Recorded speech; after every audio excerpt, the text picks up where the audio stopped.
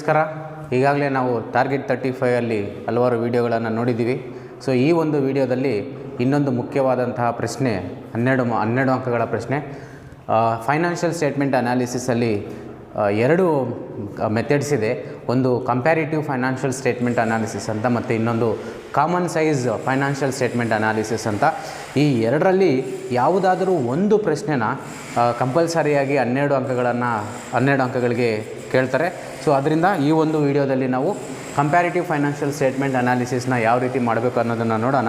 ಮುಂದಿನ ವಿಡಿಯೋದಲ್ಲಿ common size statement ಯಾವ ರೀತಿ ಮಾಡಬೇಕು 12 ಮಾರ್ಕ್ಸ್ಗೆ ಅನ್ನೋದನ್ನು ನೋಡೋಣ. ಸೊ ಪ್ರಾಬ್ಲಮ್ ನಾನು ಸ್ಕ್ರೀನ್ ಮೇಲೆ ಪ್ರಾಬ್ಲಮ್ನ ಶೇರ್ ಮಾಡ್ತಾಯಿದ್ದೀನಿ, ದಯವಿಟ್ಟು ಸ್ಕ್ರೀನ್ ನೋಡಿ. ಈಗಾಗಲೇ ನೀವು ಪ್ರಾಬ್ಲಮ್ ನೋಡಿದ್ದೀರಾ ಅನಿಸುತ್ತೆ. ಸೊ ಈ ಒಂದು ಪ್ರಾಬ್ಲಮ್ನಲ್ಲಿ ಫಸ್ಟು ನೀವು ಮಾಡಬೇಕಾಗಿರೋದಂದರೆ ಹೆಡಿಂಗ್ ಬರೀಬೇಕು, ಕಂಪ್ಯಾರಿಟಿವ್ ಬ್ಯಾಲೆನ್ಸ್ ಶೀಟ್. ಅದಕ್ಕೂ ಮುಂಚೆ ಕಂಪ್ಯಾರಿಟಿವ್ ಬ್ಯಾಲೆನ್ಸ್ ಶೀಟ್ ಅಂದರೆ ಏನು? ಸಾಮಾನ್ಯವಾಗಿ ಪ್ರಾಫಿಟೇಬಿಲಿಟಿ ಮತ್ತು ಫೈನಾನ್ಷಿಯಲ್ ಪೊಸಿಷನ್ ಅಂತ ಎರಡು ಆಸ್ಪೆಕ್ಟ್ಸ್ ಇರುತ್ತೆ. ಆ ಆಸ್ಪೆಕ್ಟ್ಸ್ನ ಎರಡು ಡಿಫ್ರೆಂಟ್ ಅಕೌಂಟಿಂಗ್ ಪೀರಿಯಡ್ ಬ್ಯಾಲೆನ್ಸ್ ಶೀಟ್ಸ್ಗೆ ಕಂಪೇರ್ ಮಾಡ್ತೀವಿ. ಓಕೆ, ಸೊ ಅದಕ್ಕೋಸ್ಕರ ನಾವು ಅದನ್ನು ಕಂಪ್ಯಾರಿಟಿವ್ ಬ್ಯಾಲೆನ್ಸ್ ಶೀಟ್ ಅಂತ ಕರಿತೀವಿ.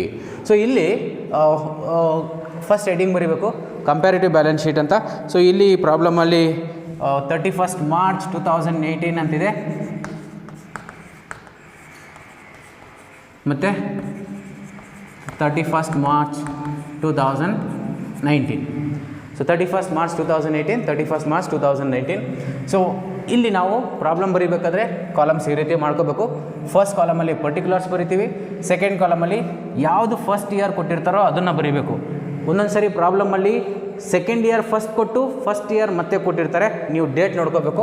ಸೊ ಇಲ್ಲಿ 2018 ಮತ್ತು 2019, ಕೆಲವೊಮ್ಮೆ ಪ್ರಾಬ್ಲಮಲ್ಲಿ ಫಸ್ಟು 2019 ಇನ್ಫಾರ್ಮೇಷನ್ ಕೊಟ್ಟಿರ್ತಾರೆ, ಆಮೇಲೆ 2018 ಇನ್ಫಾರ್ಮೇಷನ್ ಕೊಟ್ಟಿರ್ತಾರೆ.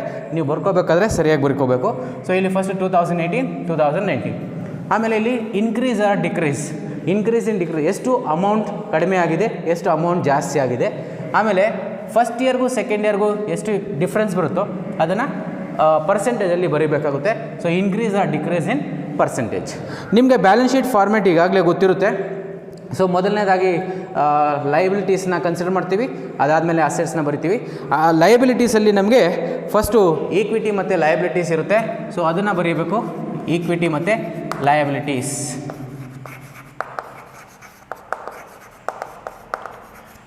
ಈಕ್ವಿಟಿ ಮತ್ತು ಲಯಬಿಲಿಟೀಸಲ್ಲಿ ಫಾರ್ಮ್ಯಾಟ್ ಪ್ರಕಾರ ಬರೀಬೇಕಾಗುತ್ತೆ ಇದು. So according to companies act 2013, 2013 ಕಂಪನಿಗಳ ಕಾಯ್ದೆಗಳ ಪ್ರಕಾರ ನಾವು ಈ ಬ್ಯಾಲೆನ್ಸ್ ಶೀಟ್ನ ಪ್ರಿಪೇರ್ ಮಾಡಬೇಕಾಗಿರುತ್ತೆ. ಸೊ ಅದರಲ್ಲಿ ಮೊದಲನೇದಾಗಿ shareholders funds.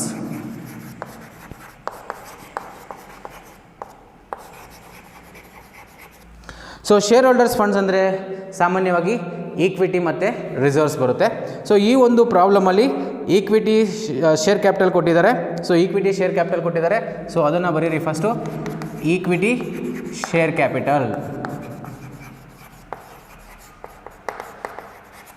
Equity share capital ಕೊಟ್ಟಿದ್ದಾರೆ. ಸೊ ಫಸ್ಟ್ ಕಾಲಮಲ್ಲಿ ಎಷ್ಟು ಕೊಟ್ಟಿದ್ದಾರೆ? 2 lakhs ಕೊಟ್ಟಿದ್ದಾರೆ. ಅಂದರೆ 2018 2 ಲಕ್ಷ ಇದೆ, 2019 2019ರಲ್ಲಿ 2,50,000 ಇದೆ. 2018ರಲ್ಲಿ 2 ಲಕ್ಷ ಇದೆ, 2019ರಲ್ಲಿ 2,50,000 ಇದೆ. ಸೊ ಎಷ್ಟು ಡಿಫ್ರೆನ್ಸ್ ಆಗಿದೆ? 2018ಕ್ಕೆ ಕಂಪೇರ್ ಮಾಡಿದ್ರೆ 2019ರಲ್ಲಿ 50,000 ಜಾಸ್ತಿ ಆಗಿದೆ, 50,000 ಜಾಸ್ತಿ ಆಗಿದೆ. ಸೊ ಇದನ್ನು ಪರ್ಸೆಂಟೇಜ್ ಯಾವ ರೀತಿ ಕ್ಯಾಲ್ಕುಲೇಟ್ ಮಾಡಬೇಕು? ಸೊ ನಾವು ಏನು ಅಮೌಂಟ್ ಜಾಸ್ತಿ ಆಗಿದೆಯೋ ಇಲ್ಲಿ ನಾನು ತೋರಿಸ್ತಾ ಇದ್ದೀನಿ ನಿಮಗೆ, ಎಷ್ಟು ಡಿಫ್ರೆನ್ಸ್ ಅಮೌಂಟ್ ಇದೆಯೋ 50,000 ಡಿಫ್ರೆನ್ಸ್ ಇದೆ. ಇದನ್ನು ಬೇಸ್ ಇಯರ್ಗೆ ಕಂಪೇರ್ ಮಾಡಬೇಕು. ಬೇಸ್ ಇಯರ್ ಅಂದರೆ ಯಾವುದು? ಫಸ್ಟ್ ಇಯರ್ ಮಾಹಿತಿ ಏನಿದೆಯೋ ಅದನ್ನು ಬೇಸ್ ಇಯರ್ ಅಂತ ಕರಿತೀವಿ. ಸೊ ಅದನ್ನು 2 lakhs ಅಂತ ಬರೀಬೇಕು. ಮಲ್ಟಿಪ್ಲೈ ಬೈ ಪರ್ಸೆಂಟೇಜ್ ಕ್ಯಾಲ್ಕುಲೇಟ್ ಮಾಡಬೇಕಾದ್ರೆ ಯಾವಾಗಲೂ ನೀವು 100ಇಂದ ಗುಣಾಕಾರ ಮಾಡಬೇಕು, ಆಗ ನಮಗೆ ಪರ್ಸೆಂಟೇಜ್ ಎಷ್ಟು ಅಂತ ಬರುತ್ತೆ. ಸೊ ಇಲ್ಲಿ 25% ಬರುತ್ತೆ. ಸೊ 25 ಅಂತ ಬರೀರಿ. ಮತ್ತು ಇಲ್ಲಿ 25% ಅಂತ ಬರೆಯೋ ಅವಶ್ಯಕತೆ ಇಲ್ಲ, ಯಾಕಂದರೆ ನಾವು ಹೆಡ್ಡಿಂಗಲ್ಲೇ ತೋರಿಸಿದ್ದೀವಿ increase or decrease in change in the percentage ಅಂತ. ಸೊ ಅದು ಶೇರ್ ಕ್ಯಾಪಿಟಲ್ ಆಯಿತು. So next reserves. So reserves ಎಷ್ಟು ಕೊಟ್ಟಿದ್ದಾರೆ? 2018ರಲ್ಲಿ 1 ಲಕ್ಷ ಇದೆ, ಇಲ್ಲಿ 2019ರಲ್ಲಿ 1,50,000 ಇದೆ. ಸೊ ಎಷ್ಟಾಯಿತು ಡಿಫ್ರೆನ್ಸು? ಮತ್ತು 50,000 ಆಯಿತು. 50,000 ಡಿಫ್ರೆನ್ಸ್ ಆಯಿತು. ಇವಾಗ ನೀವು ಪರ್ಸೆಂಟೇಜ್ ಕ್ಯಾಲ್ಕುಲೇಟ್ ಮಾಡಬೇಕು. ಸೊ ಯಾವ ರೀತಿ ಪರ್ಸೆಂಟೇಜ್ ಕ್ಯಾಲ್ಕುಲೇಟ್ ಮಾಡ್ತೀರಾ? ಈಗಾಗಲೇ ನಾನು ಹೇಳಿದೆ, ಎಷ್ಟು ಡಿಫ್ರೆನ್ಸ್ ಅಮೌಂಟ್ ಇದೆಯೋ 50,000 ಡಿಫ್ರೆನ್ಸ್ ಅಮೌಂಟ್ ಇದೆ. ಬೇಸ್ ಇಯರ್ ಅಮೌಂಟ್ ಎಷ್ಟಿದೆ? 1,00,000. ಬೇಸ್ ಇಯರ್ ಅಂದರೆ ಮೊದಲನೇ ವರ್ಷ ಯಾವ್ದು ಕೊಟ್ಟಿರ್ತಾರೋ ಅದನ್ನು. ಅದರಿಂದ ನಾವು 100ಇಂದ ಮಲ್ಟಿಪ್ಲೈ ಮಾಡಿದ್ರೆ ನಮಗೇನು ಬರುತ್ತೆ? ಸೊ ಅದನ್ನು ನಾವು ಪರ್ಸೆಂಟೇಜ್ ಅಂತ ಕರಿತೀವಿ. ಸೊ ಇಲ್ಲಿ 50% ಬರುತ್ತೆ. ಸೊ ಇಲ್ಲಿ 50 ಅಂತ ಬರೀಬೇಕು. ಸೊ ಇದು ಈಕ್ವಿಟಿ ಮತ್ತು ಈಕ್ವಿಟಿಯಲ್ಲಿ ಶೇರ್ ಹೋಲ್ಡರ್ಸ್ ಫಂಡ್ಸ್ ಬರುತ್ತೆ. ಈಕ್ವಿಟಿಯಲ್ಲಿ ಶೇರ್ ಹೋಲ್ಡರ್ಸ್ ಫಂಡ್ಸ್. ಈಗ ನಾವು ಟೋಟಲ್ ಶೇರ್ ಹೋಲ್ಡರ್ಸ್ ಫಂಡ್ಸ್ ಎಷ್ಟಿದೆ ಅನ್ನೋದನ್ನು ಮಾಡಬೇಕಾಗುತ್ತೆ. Total share holders funds, total share holders funds.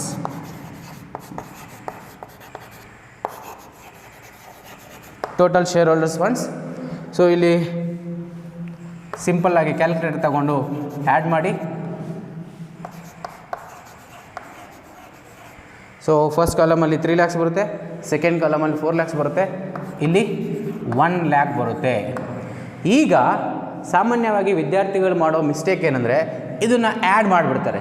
ಆ ಥರ ಆ್ಯಡ್ ಮಾಡಬಾರ್ದು. ಮತ್ತು ಇದನ್ನು ಕೂಡ ಟೋಟಲ್ ಕೂಡ 1,00,000 ಡಿವೈಡೆಡ್ ಬೈ 3,00,000 ಇಂಟು 100 ಮಾಡಬೇಕು. So difference 1 lakh, 1,00,000 divided by 3,00,000 into 100 ಮಾಡಬೇಕು. ಆಗ ಏನು ಪರ್ಸೆಂಟೇಜ್ ಬರುತ್ತೋ ಆ ಪರ್ಸೆಂಟೇಜ್ನ ಬರೀಬೇಕಾಗುತ್ತೆ. ಸೊ ಇಲ್ಲಿ 33.3333 ಬರುತ್ತೆ. ಸೊ 2 ಡಿಜಿಟ್ಸ್ಗೆ ನಾವು ರೌಂಡ್ ಆಫ್ ಮಾಡೋಣ. ಸೊ ಇದನ್ನು ನಾವು ಟೋಟಲ್ ಶೇರ್ ಹೋಲ್ಡರ್ಸ್ ಫಂಡ್ಸ್ ಅಂತ ಕರೆಯೋಣ. ಸೊ ಇದನ್ನು ನಾವು ಎ ಅಂತ ಕರೆಯೋಣ. ಯಾಕಂದರೆ ಟೋಟಲ್ ಲಯಬಿಲಿಟೀಸ್ ಬರೀಬೇಕಾದ್ರೆ ABC ಅಂತ 3 ಭಾಗಗಳು ಮಾಡೋಣ.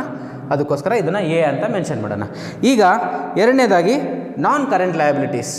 ಸೊ ಇದು shareholders funds, equity and ಲಯಬಿಲಿಟೀಸಲ್ಲಿ ಫಸ್ಟ್ ಶೇರ್ ಹೋಲ್ಡರ್ಸ್ ಫಂಡ್ಸ್ ಆಯಿತು.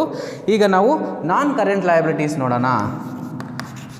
ನಾನ್ ಕರೆಂಟ್ ಲಯಬಿಲಿಟೀಸ್ ಏನು? ನಾನ್ ಕರೆಂಟ್ ಲಯಬಿಲಿಟೀಸ್ ಅಂದರೆ ಲಾಂಗ್ ಟರ್ಮ್ ಲಯಬಿಲಿಟೀಸ್ ಅಂತಲೂ ಕರಿತೀವಿ.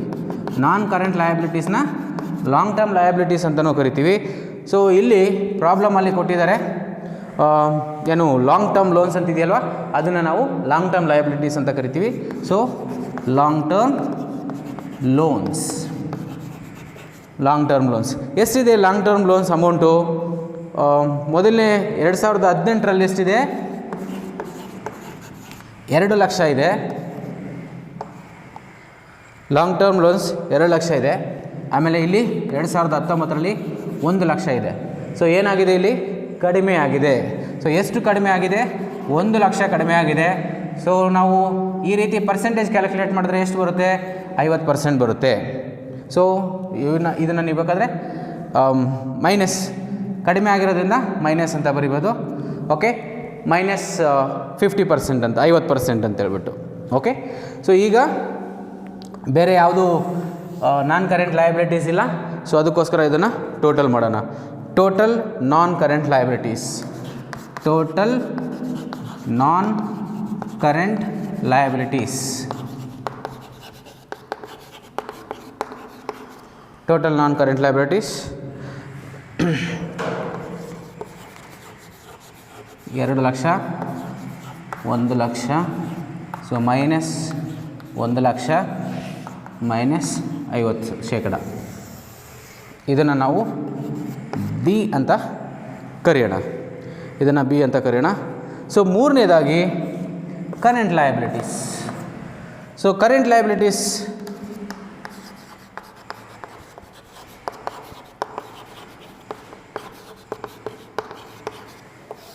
ಕರೆಂಟ್ ಲಯಬಿಲಿಟೀಸ್ ಈ ಒಂದು ಪ್ರಾಬ್ಲಮಲ್ಲಿ ಏನಿದೆ? ಟ್ರೇಡ್ ಪೇಯಬಲ್ ಮಾತ್ರ ಇದೆ. ಸೊ ಅದನ್ನು ಬರೆದ್ಬಿಡೋಣ. ಟ್ರೇಡ್ ಪೇಯಬಲ್ಸ್ ಎಷ್ಟಿದೆ? ಟ್ರೇಡ್ ಪೇಯಬಲ್ಸು ಸೊ 2018ರಲ್ಲಿ 3 ಲಕ್ಷ ಇದೆ. 2019ರಲ್ಲಿ 4 ಲಕ್ಷ ಇದೆ. ಸೊ 3 ಲಕ್ಷ ಮತ್ತು 4 ಲಕ್ಷ. ಸೊ ಇಲ್ಲಿ ಏನಾಗಿದೆ? ಜಾಸ್ತಿ ಆಗಿದೆ. ಎಷ್ಟು ಜಾಸ್ತಿ ಆಗಿದೆ? 1 ಲಕ್ಷ ಜಾಸ್ತಿ ಆಗಿದೆ. ಎಷ್ಟು ಜಾಸ್ತಿ ಆಗಿದೆ? 1 ಲಕ್ಷ ಜಾಸ್ತಿ ಆಗಿದೆ. ಸೊ ನಾವು ಪರ್ಸೆಂಟೇಜ್ ಕ್ಯಾಲ್ಕುಲೇಟ್ ಮಾಡಿದ್ರೆ ಇದು ಪ್ಲಸ್ ಅಂತ, ಅಥವಾ ಇಲ್ಲಿ ಪ್ಲಸ್ ಬರೀ ಅವಶ್ಯಕತೆ ಇಲ್ಲ, ಗೊತ್ತಾಗುತ್ತೆ 1 ಲಕ್ಷ ಅಂತ ಹೇಳ್ಬಿಟ್ಟು. ಸೊ ಪರ್ಸೆಂಟೇಜ್ ಕ್ಯಾಲ್ಕುಲೇಟ್ ಮಾಡಿದ್ರೆ ನಮಗೆ 37.37 35 ಬರುತ್ತೆ. ಸೊ ಯಾವ ರೀತಿ ಮಾಡ್ತೀರಾ, 1 lakh divided by 3 lakh into 100. So ಆಗ ನಮ್ಗೆ ಏನಾಗುತ್ತೆ 37.35 ಬರುತ್ತೆ. ಸೊ ಇದು ಬೇರೆ ಯಾವುದೇ ಈ ಥರ ಲಯಬಿಲಿಟೀಸ್ ಇಲ್ಲ, ಕರೆಂಟ್ ಲಯಬಿಲಿಟೀಸ್, ಅದಕ್ಕೋಸ್ಕರ ಇದನ್ನು ಟೋಟಲ್ ಕರೆಂಟ್ ಲಯಬಿಲಿಟೀಸ್ ಅಂತ ಬರೆದು ಬಿಡೋಣ.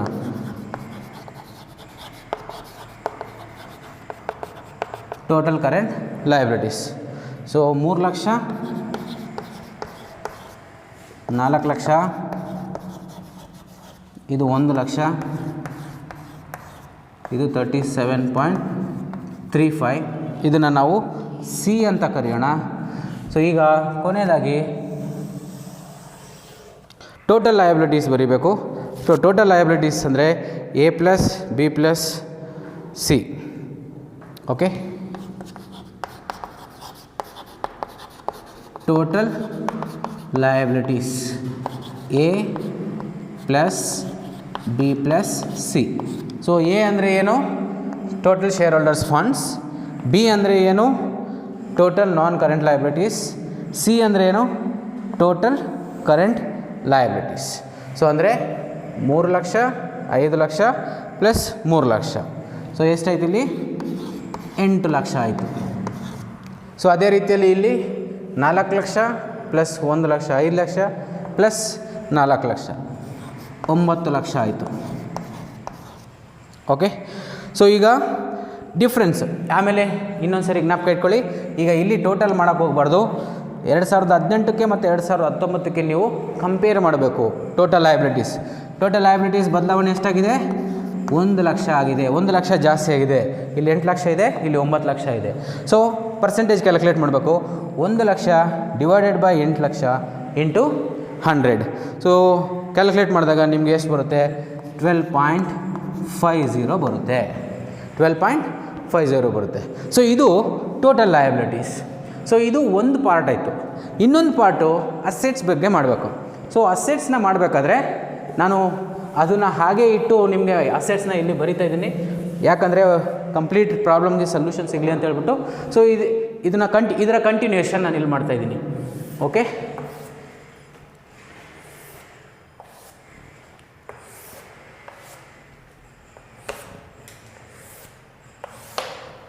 ರೈಟ್. ಸೊ ನಾರ್ಮಲಾಗಿ ಅಸೆಟ್ಸಲ್ಲಿ ಏನಿರುತ್ತೆ, 2 ರೀತಿಯ ಅಸೆಟ್ಸ್ ಇರುತ್ತೆ.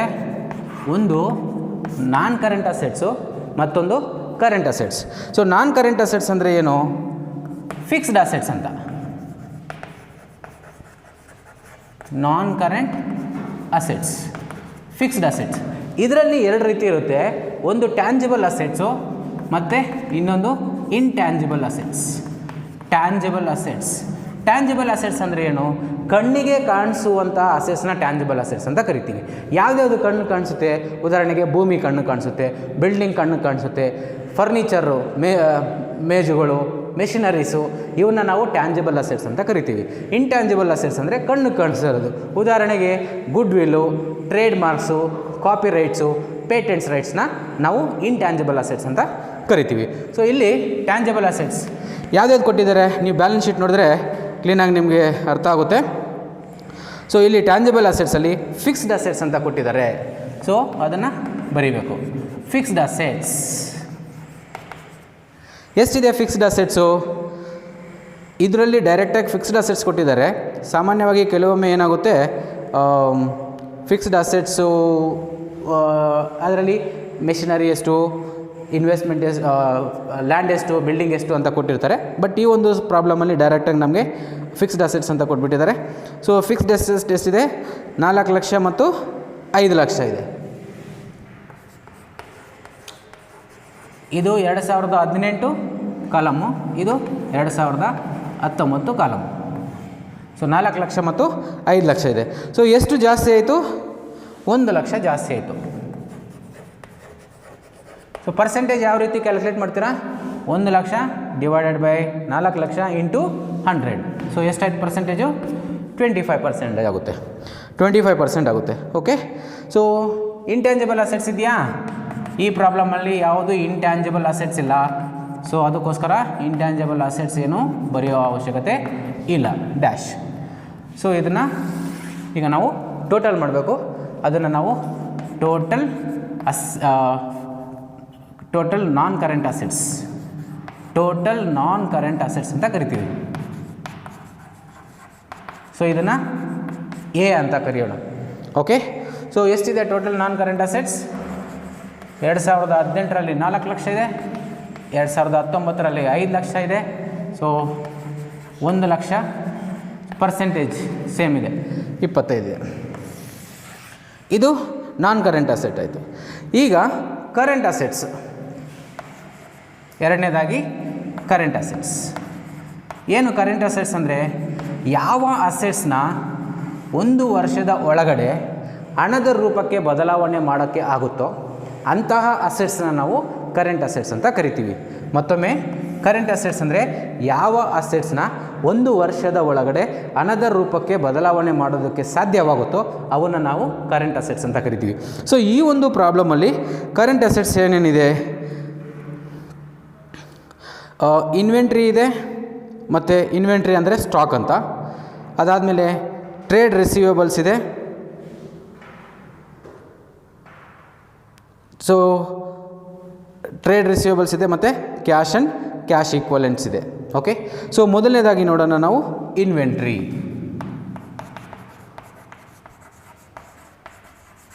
ಇನ್ವೆಂಟ್ರಿ ಎಷ್ಟಿದೆ ಇನ್ವೆಂಟ್ರಿ?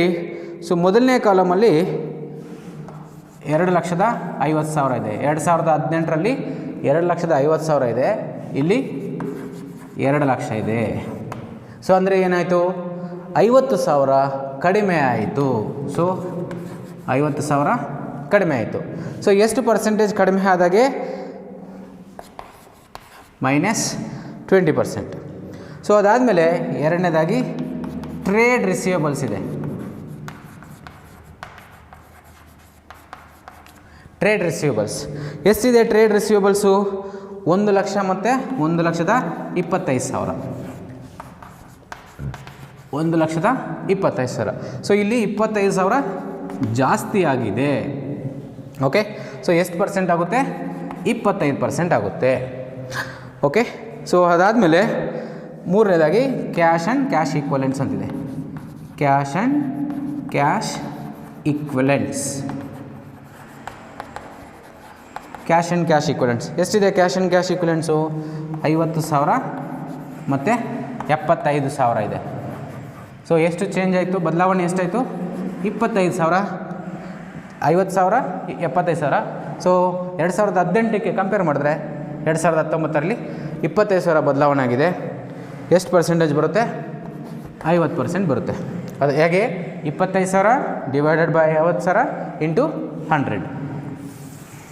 ಓಕೆ, ಇನ್ನು ಯಾವುದೇ ಕರೆಂಟ್ ಅಸೆಟ್ಸ್ ಇಲ್ಲ. ಸೊ ಇದನ್ನು ನಾವು ಟೋಟಲ್ ಕರೆಂಟ್ ಅಸೆಟ್ಸ್ ಅಂತ ಬರೆಯೋಣ. ಟೋಟಲ್ ಕರೆಂಟ್ ಅಸೆಟ್ಸ್, ಇದನ್ನು ಬಿ ಅಂತ ಕರೆಯೋಣ. Okay, so 2.5 lakh, 3 lakh, 4 lakh. ಇಲ್ಲಿ 2 ಲಕ್ಷ, 3 ಲಕ್ಷ, ಇಲ್ಲೂ 4 ಲಕ್ಷ.